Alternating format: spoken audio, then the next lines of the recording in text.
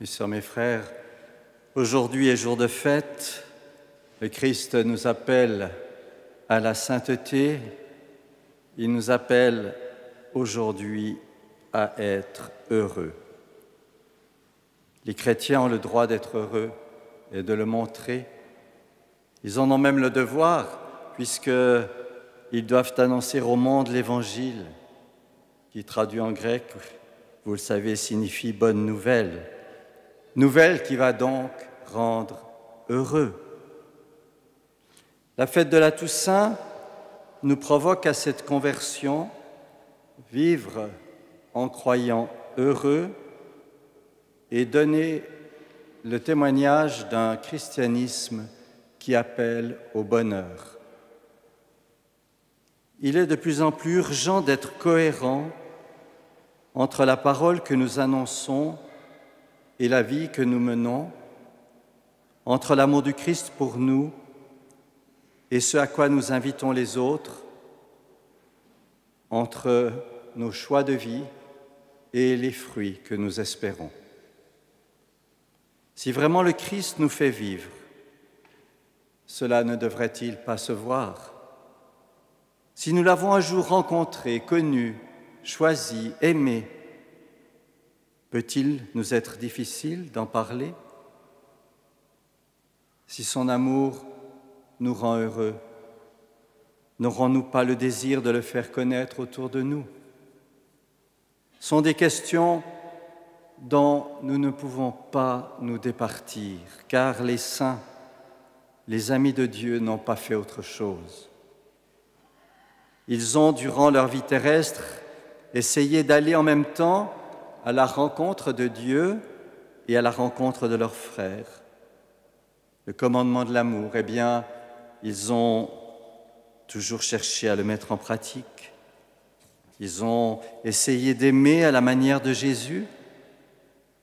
Et pour aimer, il faut retrousser les manches, ouvrir l'oreille, savoir jeter un œil, se mettre en route, tendre la main et en même temps lever les yeux vers le ciel et joindre ses mains pour la prière.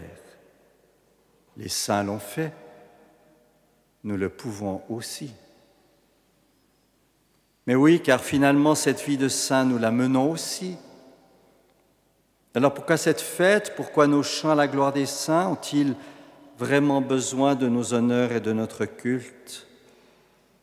En fait, si nous vénérons la mémoire des saints dans une fête comme celle d'aujourd'hui, c'est parce que c'est pour nous que cela importe, peut-être pas directement pour eux. Naît alors en nous le désir de nous réjouir dans leur communion, d'être mêlés à la foule immense, d'être associés à leur joie dans la communion des saints.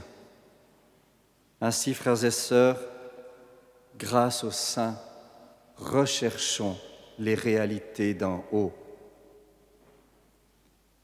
Les saints nous désirent, courons vers ceux qui nous attendent, souhaitons non seulement leur compagnie, mais leur bonheur, disait saint Bernard. En effet, si nous souhaitons dans les saints la présence d'intercesseurs pour nous, nous partageons quelque chose de leur gloire. Ils sont pour nous des modèles et nous conduisent au bonheur, celui dont ils jouissent pleinement auprès du Christ. Et Jésus nous appelle tous à lui. Chaque matin, il s'assied sur le mont des Béatitudes, celui que nous gravissons jour après jour, en essayant de mettre en pratique cet enseignement qu'il nous offre, cette charte du bonheur. Parce que le bonheur dont parle Jésus ne tombe pas du ciel, comme ça, pendant que nous croisons les bras, fermons nos mains ou faisons du surplace. Le bonheur, il est acquis dès maintenant si l'on est pauvre de cœur, c'est-à-dire désencombré et disponible. Et si on se montre doux, si on se fait artisan de paix, si on se manifeste miséricordieux, affamé de justice, pur de cœur. Une manière de nous battre, car, nous dit Jésus, notre combat connaîtra la victoire. Jésus sait très bien combien il est exigeant pour nous de vivre les béatitudes, tout autant que pour ses contemporains qui n'étaient pas plus saints que nous. Jésus ne leur a jamais posé aucune condition, il ne leur a jamais fait aucune morale, il ne leur demandait pas s'ils vivaient les béatitudes, mais toujours lui, le premier, a fait le premier pas du bonheur, allant manger chez les pécheurs, discutant seul avec une femme de Samarie, protégeant une prostituée, délivrant un possédé du démon, écoutant ses propres disciples se demander qui serait le plus grand. Aujourd'hui, pas plus qu'à l'époque, il nous demande si nous vivons les béatitudes, mais il reste constamment attentif à nos besoins, ouvert à nos demandes, exemplaire dans son amour. Pourquoi ? Parce que Dieu nous aime en voulant notre bonheur, et la preuve en est que le Christ est mort pour nous à cause de notre péché, cet anti-bonheur. Si Dieu avait attendu que les hommes soient saints et parfaits pour les aimer et venir à eux, il attendrait toujours. Or, la sainteté, ce n'est pas ça. Le seul qui est saint, c'est Dieu, avec son Fils bien-aimé en qui il dépose la plénitude de son amour. Voilà pourquoi la sainteté, c'est Dieu qui la donne quand il vient mettre gratuitement son amour au-dedans des hommes par le don de l'Esprit. Et c'est dans la mesure où nous nous laissons toucher par Jésus que lui et son Père peuvent venir faire leur demeure en nous et nous apporter la clé du bonheur. Alors, mais alors seulement, nous pourrons commencer à vivre humblement les béatitudes.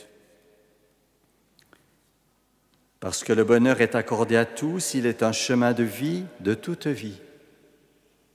Être pauvre pour s'ouvrir à l'autre. Se faire doux pour refuser la violence. Savoir pleurer pour assumer la souffrance et pouvoir consoler. Être affamé de justice pour que l'amour soit vainqueur.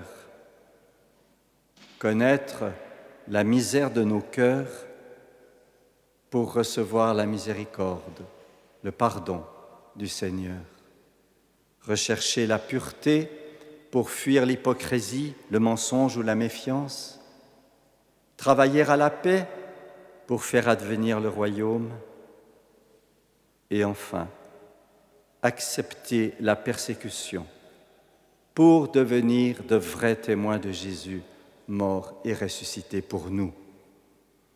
Le bonheur que Dieu offre à toute l'humanité est donné pour rassembler tous les hommes en lui, la foule immense dont parle l'Apocalypse.